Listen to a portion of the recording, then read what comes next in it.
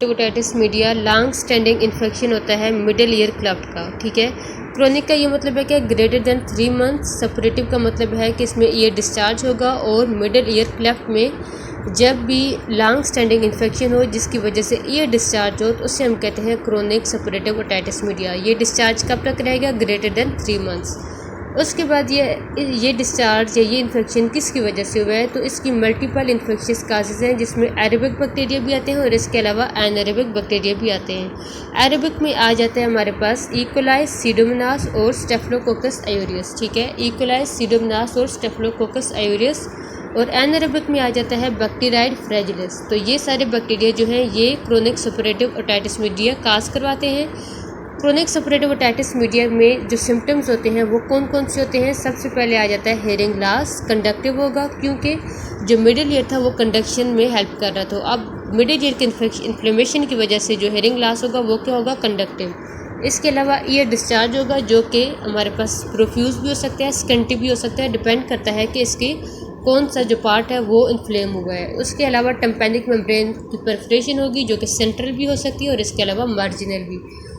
और लास्ट में आ जाती है ब्लीडिंग। ब्लीडिंग कब होगी? अगर ग्रेनुलेशन टिश्यू बन गया या फिर पोलिप बन गए। तो इसकी जो मेन टाइप्स हैं वो दो हैं। ठीक है, एक है ट्यूबर टेम्पैनिक, दूसरी है एटिको एंट्रल।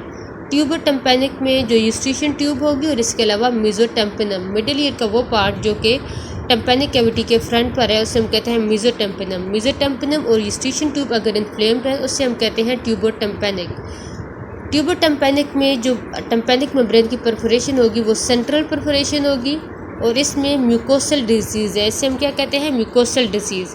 म्यूकोसल डिजीज़ क्यों कहते हैं? क्योंकि इसमें कोई भी कोलेस्टियोटोमा नहीं बनता और इसके अलावा ये सेफ़ होती है, यानी कि ये बिनाइन है। ठीक है, ट्यूबर टेम्पैनिक क्या है? बिनाइन है। लेकिन जो एटिको एंट्रल है जिसमें एटिक एंट्रम मेस्टाइड इन्वॉल्व है उसे हम कहते हैं एटिको एंट्रल। वो डेंजरस टाइप है।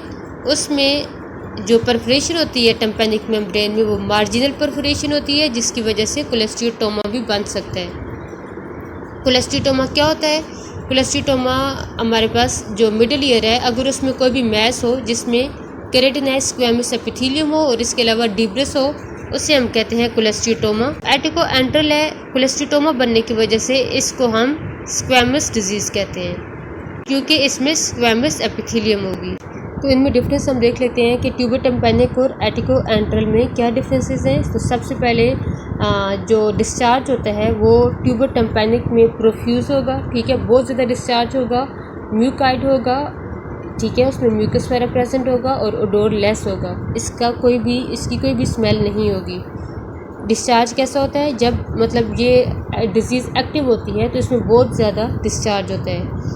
लेकिन जो एटिको एंट्रल है उसमें डिस्चार्ज बहुत ज़्यादा कम होता है और वो डिस्चार्ज में क्या चीज़ प्रेजेंट होती है? तो उसमें पस होती है और उसकी वजह से फाउल स्मेलिंग यानी कि उसकी बैड स्मेल भी होगी। उसके बाद आ जाती है परफोरेशन। तो परफोरेशन जो ट्यूबर टेम्पैनिक है उसके पास टेंसा में होगी यानी कि उसमें सेंट्रल परफोरेशन होगी। और जो एटिको एंट्रल है उसमें एटिक रीजन है वहाँ पर या फिर मार्जिनल परफोरेशन होगी। ठीक है, ट्यूबर टेम्पैनिक में सेंट्रल परफोरेशन है और एटिको एंट्रल में मार्जिनल या फिर एटिक परफोरेशन है। ग्रेनुलेशन टिश्यू जो होता है वो इसमें अनकॉमन है। ठीक है, ट्यूबर टेम्पैनिक में नहीं बनती, ग्रेनुलेशन टिश्यू नहीं बनता, लेकिन एटिको एंट्रल ग्रेनुलेशन होती है। पोलिप्स क्या होते हैं? कि जो स्मूथ मैस होता है जो कि म्यूकोसा से बनता है। ठीक है, पोलिप में क्या होता है? इन्फ्लेम्ड म्यूकोसा होता है। तो जो पोलिप होता है वो ट्यूबर टेम्पैनिक में पेल कलर का होता है लेकिन इसमें रेड होगा और इसके अलावा फ्लैशी होगा। कोलेस्टियोटोमा इसमें नहीं बनेगा, इसी वजह से हम इसको म्यूकोसल डिजीज़ कहते हैं, लेकिन इसमें प्रेजेंट होने की वजह से इसको हम कहते हैं स्क्वैमस डिजीज़। सेफ इसे या बिनाइन क्यों कहते हैं? क्योंकि इसमें कॉम्प्लिकेशन ज़्यादा नहीं होती, लेकिन एटिको एंट्रल में बहुत ज़्यादा कॉम्प्लिकेशंस होती हैं जिसमें इंट्राक्रेनियल इसके अलावा इंट्राटेम्पोरल आती हैं। उसके बाद जो डेफनेस होगी वो इसमें माइल्ड टू मॉडरेट होगी, लेकिन एटिको एंट्रल में मिक्स डेफनेस होगी और कंडक्टिव डेफनेस। इसके अलावा जो ऑसिकुलर चेन है वो जो फर्स्ट है ट्यूबर टेम्पैनिक, इसमें जो ऑसिकुलर चेन होगी वो मैलियस वो ट्यूबर टेम्पैनिक में इंटैक्ट होंगी और इसके अलावा मोबाइल होंगी। ठीक है, इंटैक्ट एंड मोबाइल होंगी। लेकिन जो इनकेस का लंग प्रोसेस है उसमें नेक्रोसिस हो सकती है, ठीक है। और एक और पॉइंट है टिम्पैनोस्क्लेरोसिस। टिम्पैनोस्क्लेरोसिस किसे कहते हैं कि जब भी जो सब एपिथेलियल कनेक्टिव टिश्यू है उसकी कैल्सिफिकेशन हो जाए। सब एपिथेलियल कनेक्टिव टिश्यू जो कि टिम्पैनिक मेम्ब्रेन के ऊपर, इसके अलावा under the mucosa of the middle ear होता है, उसकी अगर कैल्सिफिकेशन हो जाए और हाइलेनाइजेशन हो जाए तो उससे हम कहते हैं टिम्पैनोस्क्लेरोसिस। और ये हमें कैसे नज़र आएगा, जो प्रोमोन्ट्री होगी, ऑसिकल्स होंगे, जॉइंट्स, टेंडन्स और जो विंडोज़ थी ओवल और राउंड विंडोज़, उसके ऊपर हमें वाइट चाकी डिपॉजिट्स नज़र आएंगे, तो वो होता है टिम्पैनोस्क्लेरोसिस। टिम्पैनोस्क्लेरोसिस भी ट्यूबर टिम्पैनिक टाइप में ही बनेगी। इसके अलावा फाइब्रोसिस एंड एडिशन भी होती है ट्यूबर टिम्पैनिक में। कब होती है? जब भी हीलिंग प्रोसेस स्टार्ट होता है, और इसकी वजह से भी जो ऑसिकुलर चेन है उसकी मोबिलिटी कम हो जाती है या फिर यूस्ट्रेशन ट्यूब ब्लॉक हो जाती है। टिम्पैनिक में फर्दर 3 टाइप्स आ जाती हैं, जिसमें सबसे पहले आ जाती है इनएक्टिव, सेकंड पर है एक्टिव और थर्ड पर है हील। इनएक्टिव का ये मतलब है कि जो टिम्पैनिक मेम्ब्रेन है उसमें परफोरेशन हो गई है, सेंट्रल परफोरेशन हो गई है, लेकिन जो मिडल ईयर का म्यूकोसा है वो इन्फ्लेम नहीं हुआ, तो इससे हम कहते हैं इनएक्टिव। तो उसमें इन्फ्लेमेशन नहीं होगी तो डिस्चार्ज भी इसमें नहीं होगा। एक्टिव में म्यूकोपैरुलेंट डिस्चार्ज होगा, क्योंकि परफोरेशन के बाद मिडल ईयर की जो लाइनिंग थी, म्यूकोसा था, वो उसकी भी इन्फ्लेमेशन हो चुकी है। और हील्ड का ये मतलब है कि जो पार्स टेंसा था या टिम्पैनिक मेम्ब्रेन थी वो हील्ड हो चुकी है, ठीक है। और ये कब होता है कि जब टिम्पैनिक मेम्ब्रेन हील हो जाती है, लेकिन वो एट्राफिक होती है, और इस वजह से जब भी मिडल ईयर में नेगेटिव प्रेशर होगा तो वो इजीली रिट्रैक्ट हो जाएगी। जो हील म्यूकोसल टाइप्स है इसी में ही हमें वो जो हमने पढ़ा था टिम्पैनोस्क्लेरोसिस और इसके अलावा फाइब्रोसिस नज़र आएगी। रिस्क फैक्टर्स क्या हैं? ये कब हमारे पास होता है ट्यूबर टिम्पैनिक? जब भी एक्यूट ओटाइटिस मीडिया का ट्रीटमेंट ठीक ना हो, ठीक है, यानी कि वो रिजॉल्व नहीं हो रहा। इसके अलावा कोई भी इन्फेक्शन नोज़ का या नेज़ोफेरिंक्स का हुआ है जिसकी वजह से यूस्ट्रेशन ट्यूब डिस्फंक्शन हुआ है और उसकी वजह से मिडल ईयर इन्वॉल्व हो गया है। उसके बाद आ जाता है टीबी और स्क्लेरोटिक मास्टाइटिस। हमारे पास आ गई सेंट्रल परफोरेशन, जो कि anterior, posterior, inferior to the handle of malleus हो सकती है, और इसकी वजह से जो डेफनेस होती है या हेयरिंग लॉस होता है वो कितना होता है? 50 डेसिबल। और ये जो हेयरिंग लॉस होता है ये स्टार्ट में तो कंडक्टिव होता है, लेकिन जैसे ही toxin through the windows, oral and the round window absorb होकर कॉक्लिया को डैमेज करते हैं तो सेंसरी न्यूरल डेफनेस भी हो जाता है। तो लेट स्टेजेस में या क्रोनिक केसेस में क्या होता है? मिक्स टाइप ऑफ डेफनेस हो जाता है। और middle ear mucosa in the atticoantral type हमें कैसे नज़र आएगा? पेल पिंक, ठीक है। जब भी परफोरेशन, सेंट्रल परफोरेशन जो है वो अगर वो लार्ज है तो हम उसके थ्रू मिडिल ईयर म्यूकोसा देख सकते हैं। नॉर्मली वो पेल पिंक होता है, लेकिन इस केस में हमें वो रेड नज़र आएगा, वहाँ पर एडिमा होगा और इसके अलावा वहाँ पर स्वेलिंग प्रेजेंट होगी। और कभी कभी पोलिप भी हम देख सकते हैं, लेकिन पोलिप ज़्यादातर एटिकोएंटल टाइप में होते हैं। डायग्नोसिस के लिए हम कैसे एग्जामिन करेंगे? सबसे पहले हम पस, ठीक है, वो लेंगे और उसको हम कल्चर करेंगे कि कौन से बैक्टीरिया की वजह से ये हुआ है। उसके बाद हम ऑटोस्कोप के माइक्रोस्कोप से ग्रेनुलेशन टिश्यू या टिम्पैनोस्क्लेरोसिस, एडिशन वगैरह देखेंगे कान में। प्योर टोन ऑडियोमेट्री, ऑडियोग्राम में हम क्या देखेंगे कि डिग्री ऑफ हेयरिंग लॉस कितना है और इसकी टाइप कौन सी है, ये कंडक्टिव है या सेंसरी न्यूरल है। इसके अलावा मैस्टाइट का एक्सरे करेंगे, एक्सरे भी कर सकते हैं, सीटी स्कैन भी कर सकते हैं, और इसमें हम चेक करेंगे कि मैस्टाइट जो है वो न्यूमेटाइज्ड है या स्क्लेरोटिक है। तो ज़्यादातर इसमें स्क्लेरोटिक होता है, लेकिन इसकी जो बोन डिस्ट्रक्शन है वो नहीं हुई होती, क्योंकि अगर बोन डिस्ट्रक्शन होगी तो वो बात आ जाता है ट्रीटमेंट में सबसे पहले आ जाता है मेडिकल ट्रीटमेंट का ये मतलब है कि हम उसको एंटीबायोटिक्स देंगे, सिस्टमिकली उसको हम सिस्टमिक एंटीबायोटिक्स देते हैं। उसके बाद आ जाता है ऑरल टॉयलेट का ये मतलब है कि जितने भी डिस्चार्ज डिब्रिस है जो कि ईयर में बना हुआ है उसको हम रिमूव करेंगे थ्रू द ड्राई मॉपिंग। इसके अलावा ड्राई मॉपिंग कैसे हम करते हैं? कॉटन बड्स के थ्रू। और इसके अलावा हम सेक्शन क्लियरेंस करेंगे under the microscope with the sterile normal saline, ठीक है। नॉर्मल सलाइन के साथ हम क्या करेंगे? सेक्शन क्लियरेंस करेंगे, और इरिगेशन के बाद हमने ईयर को ड्राई ज़रूर करना है। उसके बाद आ जाती हैं एंटीबायोटिक ईयर ड्रॉप्स, कि हम ईयर ड्रॉप्स की फॉर्म में भी एंटीबायोटिक्स यूज़ करेंगे। तो इसमें हम ज़्यादातर नियोमाइसिन, पोलीमैक्सिन, क्लोरोमाइसिन वगैरह यूज़ करते हैं, नियोमाइसिन, जेंटामाइसिन वगैरह यूज़ करते हैं विद द स्टेरॉइड्स, ठीक है। स्टेरॉइड्स के साथ इनको हम यूज़ करते हैं। उसके बाद आ जाता है सिस्टमिक एंटीबायोटिक्स हम कब यूज़ करते हैं कि अगर जो डिज़ीज़ है वो एक्यूट एक्सेसरेशन, यानी कि डिज़ीज़ अगर प्रोग्रेस कर जाए, ठीक है, तो उसमें हम क्या करते हैं, सिस्टेमिक एंटीबायोटिक्स यूज़ करते हैं। फिर हम टॉपिकली एंटीबायोटिक्स या ईयर ड्रॉप सिर्फ यूज़ नहीं करते। सर्जिकल मैनेजमेंट में हमारे पास क्या आ जाता है कि हमने जो भी सेप्टिक फोका है, ठीक है, जो भी सेप्टिक मटेरियल है उसको हमने रिमूव करना है थ्रू द टंसिलेक्टमी। हमने टंसिलेक्टमी करनी है, एडिनेक्टमी करनी है, साइनस क्लियरेंस करना है, यानी कि जिसकी जो काज है हमने उसको ट्रीट करना है। इसके अलावा हमने मरिंगोप्लास्टी करनी है। मरिंगोप्लास्टी के अलावा मरिंगोप्लास्टी क्या होती है कि टिम्पैनिक मेम्ब्रेन की हमने सर्जरी करनी है। टिम्पैनोप्लास्टी में हम मिडिल ईयर की सर्जरी करेंगे, और अगर मेस्टाइडाइटिस भी हो गया तो फिर हम कार्टिकल मेस्टाइडेक्टमी करेंगे।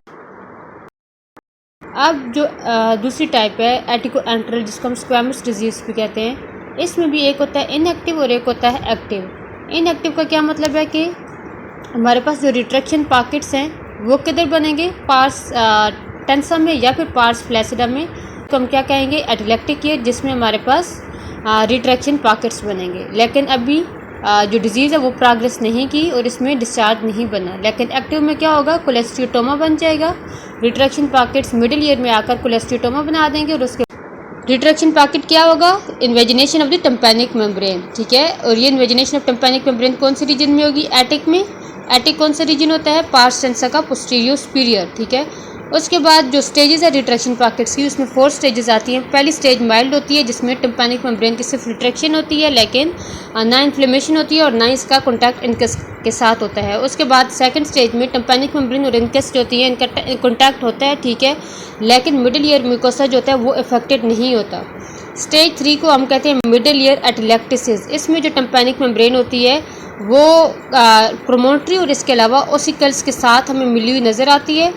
मिडिल ईयर में जो स्पेस थी वहाँ पर मतलब बिल्कुल भी वो स्पेस ओब्लिटरेट हो जाती है, क्योंकि टिम्पैनिक मेम्ब्रेन अंदर आ गई है। और जो लास्ट स्टेज है इसको हम कहते हैं adhesive otitis media. Adhesive otitis media में टिम्पैनिक मेम्ब्रेन थिन होती है, ठीक है, और सराउंड करती है प्रोमोटरी और ओसिकल को। इसमें मिडिल ईयर स्पेस बिल्कुल भी हमें नज़र नहीं आएगी। म्यूकोसल लाइनिंग इसमें बिल्कुल एब्सेंट होगी। टिम्पैनिक मेम्ब्रेन जो होगी एडहेसिव इसे क्यों कहते हैं, क्योंकि टिम्पैनिक मेम्ब्रेन अडहेयर होती है विद द प्रोमोटरी। प्रोमोटरी क्या होता है कि जो प्रोजेक्शन होती है इनर ईयर की in the middle ear. Retraction pockets जो होते हैं वो इस स्टेज में बनते हैं, ठीक है, और फिर उनके अंदर आता है केराटिन प्लग्स आते हैं, और इसकी वजह से वही रिट्रैक्शन पॉकेट्स हमारे पास क्या बना देते हैं, कोलेस्टियोटोमा। तो जो फाइनल स्टेज है उसमें कोलेस्टियोटोमा बन जाएगा। Erosion of the lung process of incus होगी, इसके अलावा स्टेपीज होगी। इसमें जो इनकस और स्टेपीज ये दोनों हमारे पास क्या हो जाएंगी, डिस्ट्रॉय हो जाएंगी। तो ये हमारे पास परफोरेशन टिम्पैनिक मेम्ब्रेन में किधर होगी, इन द पार्स फ्लैसिडा रीजन, ठीक है, जो कि पार्स टेंसा का कौन सा पार्ट है, पोस्टीरियर सुपीरियर पार्ट है।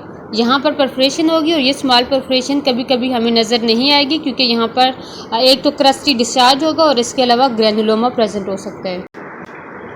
तो इसमें डिस्चार्ज कैसा था, स्केंटी था, ठीक है, जो इंटरमिटेंट होता है, इसके अलावा प्यूरिलेंट होता है और फॉल्ट स्मेलिंग होता है। फॉल्ट स्मेलिंग क्यों है, क्योंकि यहाँ पर बोन की डिस्ट्रक्शन हो रही है, तो बोन की इरोजन की वजह से फॉल्ट स्मेलिंग होगा। इसके अलावा ये स्केंटी होगा, ठीक है।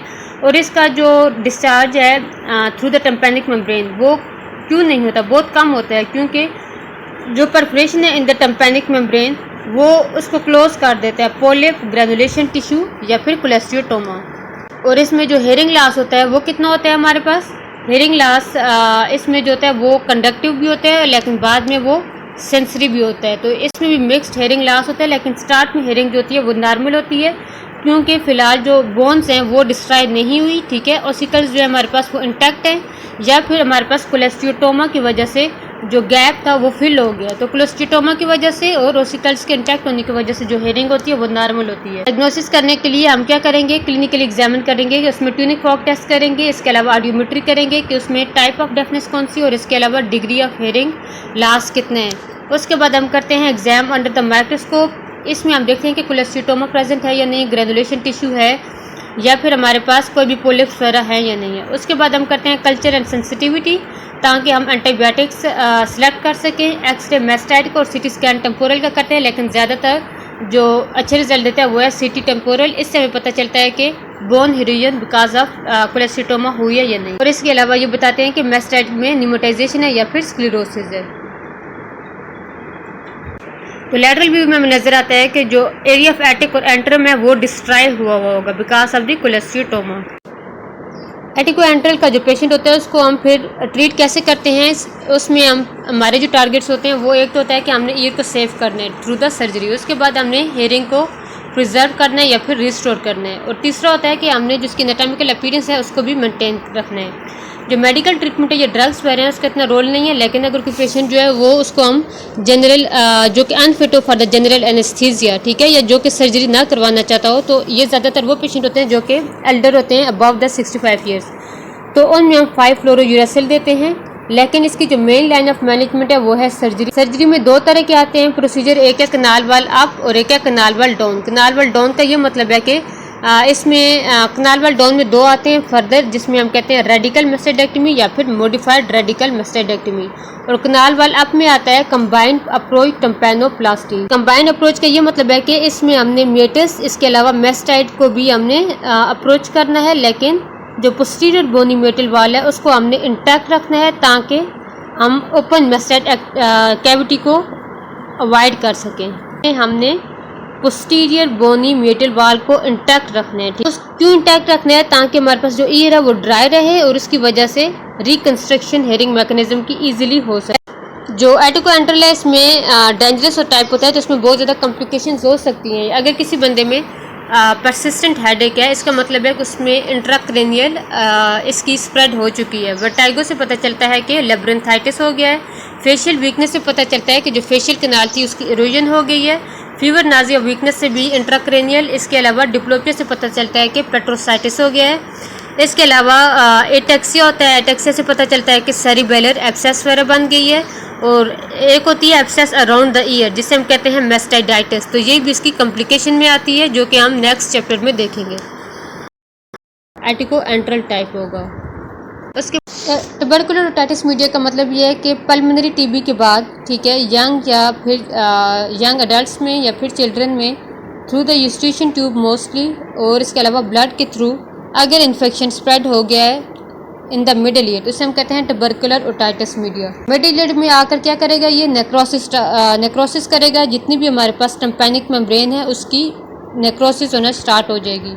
नेक्रोसिस की वजह से क्या होगा, इसमें जो ईयर एक है यानी कि इसमें पेन नहीं होगा, ठीक है, इसे हम कहते हैं पेन लेस नेक्रोसिस। एक तो इसमें पेन नहीं होगा और इसमें जो डिस्चार्ज होगा वो भी फाउल स्मेलिंग होगा क्योंकि बोन की डिस्ट्रक्शन हो रही है। परफोरेशन इसमें बहुत ज़्यादा होंगी, मल्टीपल परफोरेशंस होंगी जो कि पास्ट सेंसर में नज़र आती हैं, लेकिन ये सब मिलकर एक सेंट्रल लार्ज परफोरेशन बना देंगी। उसके बाद हेयरिंग लॉस होगा, इसमें स्वेयर हेयरिंग लॉस होगा, ठीक है। और कौन सा हेयरिंग लॉस होगा, कंडक्टिव होगा, लेकिन बाद में जब लेब्रिंथ इन्वॉल्व हो जाएगा तो सेंसिटिव न्यूरल हो जाएगा। तो इसमें हम क्या करते हैं, कल्चर करते हैं, बैक्टीरिया चेक करते हैं कि ट्यूबरकल बैसिली जिसने टीबी काज की थी वो प्रेजेंट है या नहीं। इसके अलावा हम चेस्ट का एक्सरे करेंगे और बायोप्सी वगैरह करेंगे ताकि हमें पता चल जाए कि बॉडी में टीबी है या नहीं है।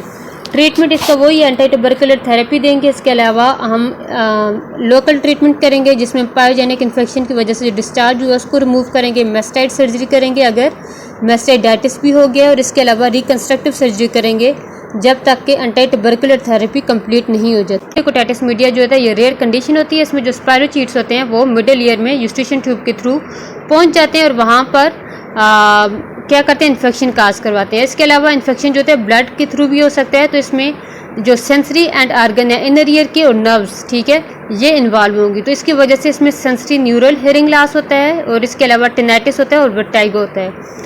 बोन नेक्रोसिस होती है, स्क्वेस्ट्रम भी इसमें बनता है जिसकी वजह से इसमें भी फाउल स्मेलिंग ये डिस्चार्ज होगा, और इसमें सेकेंडरी पायोजेनिक इन्फेक्शन भी हो सकता है। तो क्लिनिकली पिक्चर हमें कैसे नजर आएगी, उसी तरह ही क्रॉनिक सपोरेटिव ओटाइटिस मीडिया की तरह। क्या ट्रीटमेंट, इसमें एंटीसेफेलिटिक थेरेपी देते हैं और इसके अलावा एंटीबायोटिक्स देते हैं कंट्रोल द सेकेंडरी इन्फेक्शन।